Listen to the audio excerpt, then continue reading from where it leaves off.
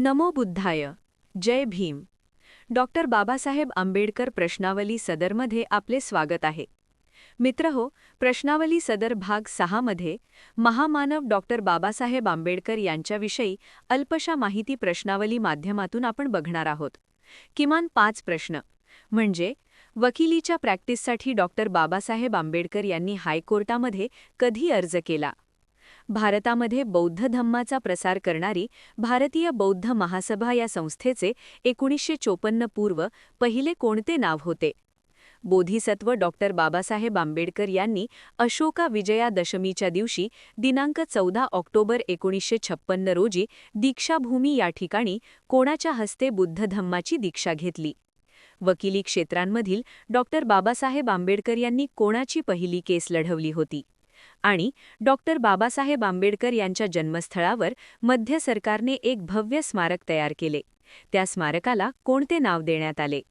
आणि या सर्व प्रश्नांची स्पष्टीकरणासहित अचूक उत्तरे आपण बघणार आहोत. व्हिडिओ शेवटपर्यंत पहा. प्रश्न क्रमांक 1. वकिलीच्या प्रॅक्टिससाठी डॉक्टर बाबासाहेब आंबेडकरांनी हायकोर्टामध्ये कधी अर्ज केला? 1. 5 जून 1923, 2. 5 जुलै 1923, 3. 6 जून 1923, 4. 6 जुलै 1923.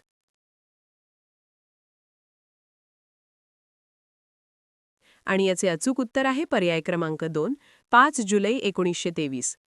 डॉक्टर बाबासाहेब आंबेडकरांनी जून 1923 मध्ये वकिलीच्या प्रॅक्टिससाठी मुंबई उच्च न्यायालयात अर्ज केला आणि 5 जुलै 1923 रोजी त्यांना वकिलीची सनद म्हणजेच लायसन्स मिळाली, ज्यामुळे त्यांनी वकिलीला सुरुवात केली.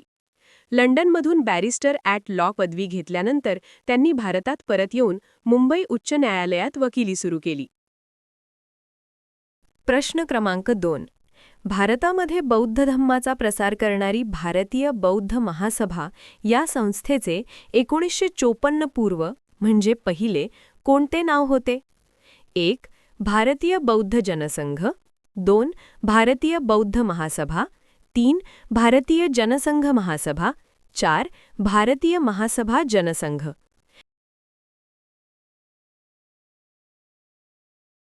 आणि याचे अचूक उत्तर आहे पर्याय क्रमांक 1, Bharatiya Bauddha Jansangh. The Buddhist society of India ही संस्था डॉक्टर भीमराव रामजी आंबेडकर यांनी 4 मे 1955 मध्ये भारतीय बौद्ध महासभा या नावाने स्थापन केली होती. 1954 पूर्व म्हणजे आधी डॉक्टर आंबेडकर यांनी 1951 मध्ये Bharatiya Bauddha Jansangh Indian Buddhist People's Organisation नावाने एक बौद्ध प्रचार संकल्पना किंवा संघटना बनवली होती, जी नंतर नोव्हेंबर 1954 मध्ये भारतीय बौद्ध महासभा असे नामांतरित झाली. म्हणजेच 1954 पूर्व भारतीय बौद्ध महासभेचे पहिले नाव भारतीय बौद्ध जनसंघ होते. प्रश्न क्रमांक 3. बोधिसत्व डॉक्टर बाबासाहेब आंबेडकर यांनी अशोका विजयादशमीच्या दिवशी दिनांक 14 ऑक्टोबर 1956 रोजी दीक्षाभूमी या ठिकाणी कोणाच्या हस्ते बुद्ध धम्माची दीक्षा घेतली? 1. पूज्य भंते धम्मानंद, 2. पूज्य भंते महास्थवीर चद्रमणी, 3. पूज्य भंते संगपाल, 4. पूज्य भंते धम्मप्रिय.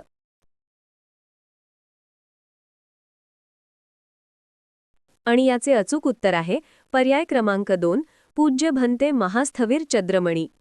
डॉक्टर बाबासाहेब आंबेडकर यांनी 14 ऑक्टोबर 1956 अशोका विजयादशमी रोजी नागपूरच्या दीक्षाभूमीवर भदंत चद्रमणी महास्थवीर बर्मा म्यानमार येथील बौद्ध भिक्षू यांच्या हस्ते बुद्ध धम्माची दीक्षा घेतली.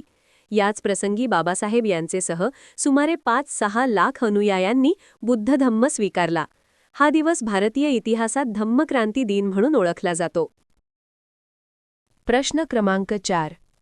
वकिली क्षेत्रांमधील डॉक्टर बाबासाहेब आंबेडकर यांनी कोणाची पहिली केस लढविली होती? 1. मोडक बंधू, 2. बलराम बंधू, 3. जाधव बंधू, 4. बाळकृष्ण बंधू.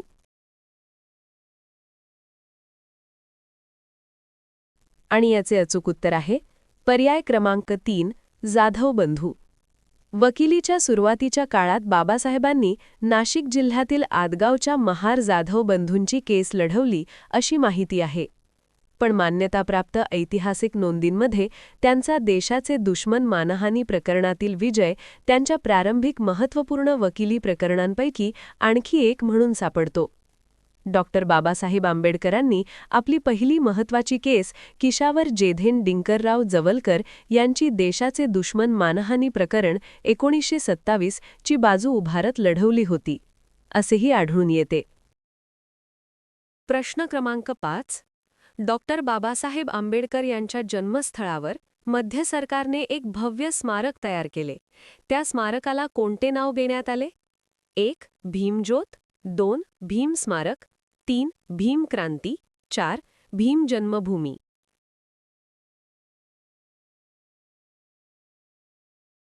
आणि याचे अचूक उत्तर आहे पर्याय क्रमांक 4. भीम जन्मभूमी.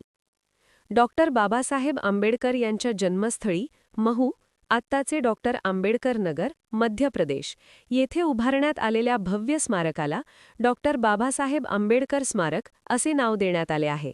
हे स्मारक सामान्यतः भीम जन्मभूमी या नावानेही ओळखले जाते. या ठिकाणी बाबासाहेबांचे बालपण, जीवनकार्य, सामाजिक संघर्ष व विचारधारा यांचे दर्शन घडवणारी रचना, स्तूप, प्रदर्शने आणि ध्यानस्थळ उभारण्यात आले आहे.